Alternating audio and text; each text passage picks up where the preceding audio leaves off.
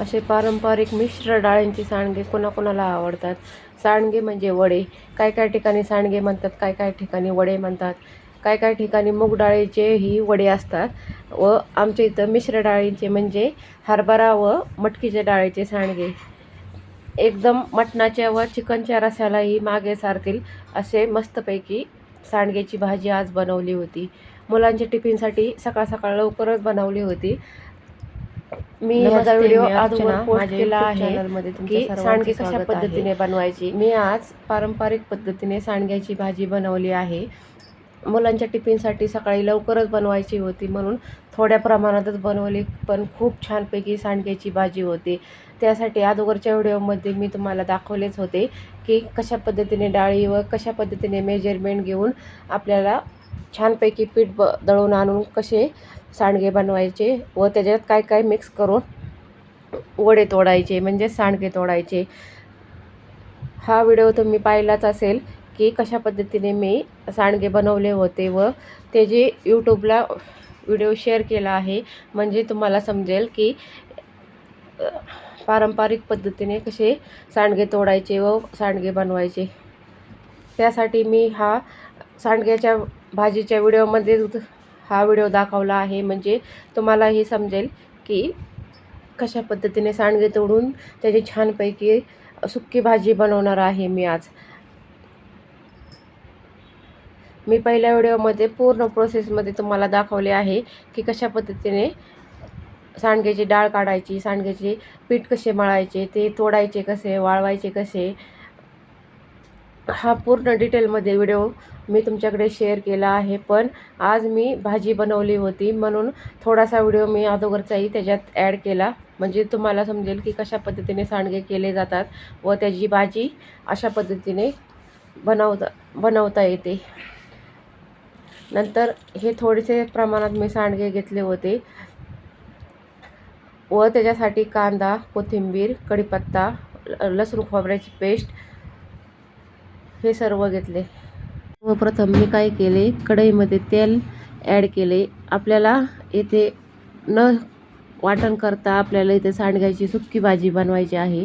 रसाभाजी खूप छानपैकी होती. रसाभाजीचा व्हिडिओही तुमच्याकडे शेअर करेन, पण सांडगे तोडल्यापासून मी अजून सांडग्याची भाजीचा व्हिडिओ मी शेअर केला नव्हता, म्हणून मी आज थोड्या प्रमाणातच सांडग्याची भाजी, एकदम झटपट बनणारी भाजी मी तुमच्याकडे आज शेअर करणार आहे. त्यासाठी 1 चमचाभर तेल मी कढईत ॲड केले. तेल तापल्यानंतर त्याच्यात आपले सांडगे जेवढ्या प्रमाणात पाहिजे तेवढे घेऊन मी कढईमध्ये ॲड केले व चांगले तळून घेतले. तुम्ही कांदा तळतानाही सांडगे त्याच्यात ॲड करू शकता किंवा असेही तळून बाजूला घेऊन नंतर त्याच्यात कांदा तळायला टाकू शकता. कोणत्याही दोन्हीही प्रकारे केले तरी सांडग्याची भाजी एकदम छानपैकी तयार होते. नंतर अशा प्रकारे सांडगे तळले की ते काढून घ्यायचे व नंतर त्याच्यातच कांदा ॲड करायचा.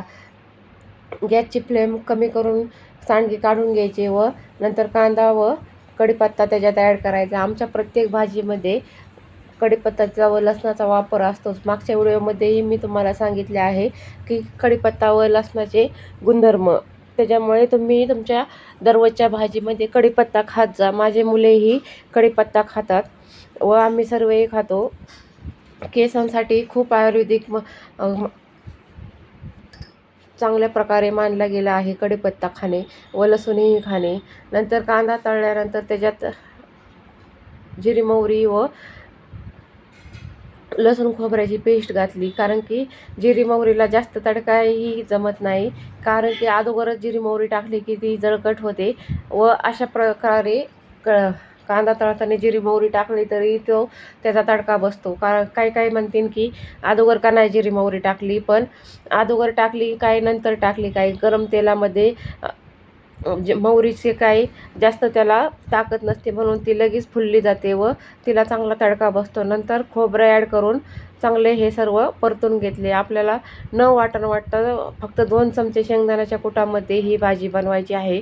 सकाळची खूप गडबड होती म्हणून जास्त काही व्हिडिओमध्ये मी घेतलं नाही. नंतर हळद ॲड केली. हा आमचा घरचा काळा मसाला आहे, तोही एकदम सर्वोत्तम परीने छान झाला आहे.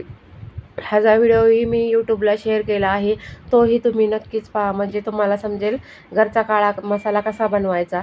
नंतर त्याच्यात थोडीशी कोथिंबीर ॲड केली व जे सांडगे तळले होते तेही ह्याच्यात ॲड करून घेतले. खूप छानपैकी सांडग्याची भाजी तयार होते.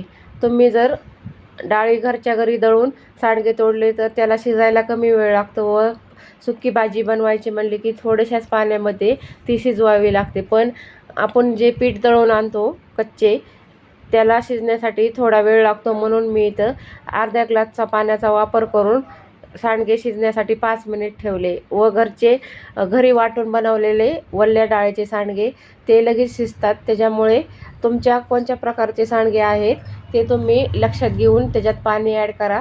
नाहीतर जास्त पाणी घालून घरच्या डाळी वाटून बनवले असतील तर ते लगेच शिजून त्याचा गाळ होऊ शकतो. पण अशा मी केलेल्या पद्धतीने सांडगे केले तर त्याला शिजण्यासाठी वेळ लागतो, म्हणून तुमच्या हिशोबाने तुम्ही त्याच्यात पाणी ॲड केला व नंतर चवीनुसार मीठ घातले, कारण की सांडग्यामध्ये ऑलरेडी मीठ व लाल तिखट होते. त्याच्यामुळे मिठाला व लाल तिखटाला तुम्ही हात जरा आखडताच घ्या. नंतर मी अशा पद्धतीने झाकण ठेवून 5 मिनिट सांडगे शिजून घेतले.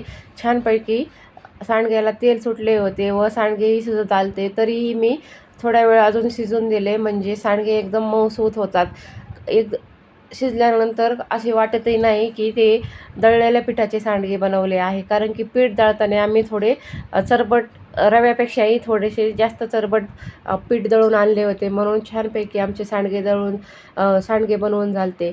तुम्ही नक्कीच ही रेसिपी फॉलो करा व सांडगे तोडल्याची रेसिपी तुम्ही नक्कीच ट्राय करून पहा, म्हणजे तुमचे सांडगे एकदम छानपैकी तयार होतील. नंतर त्याच्यात 1 चमचाच मी शेंगदाण्याचा कूट घालून छानपैकी सांडग्याची भाजी बनवली. कसा वाटला माझा हा व्हिडिओ मला नक्कीच सांगा. एकदम चव आणणारी सांडग्याची भाजी आहे.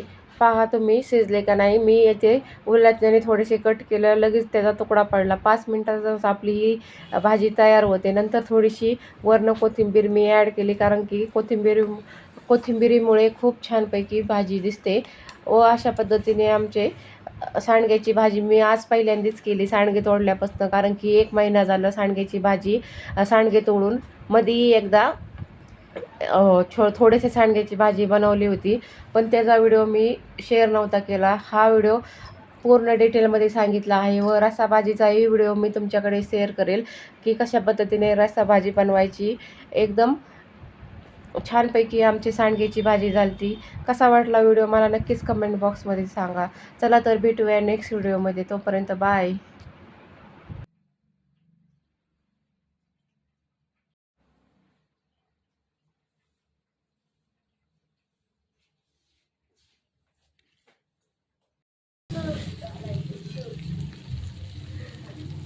किती चपाती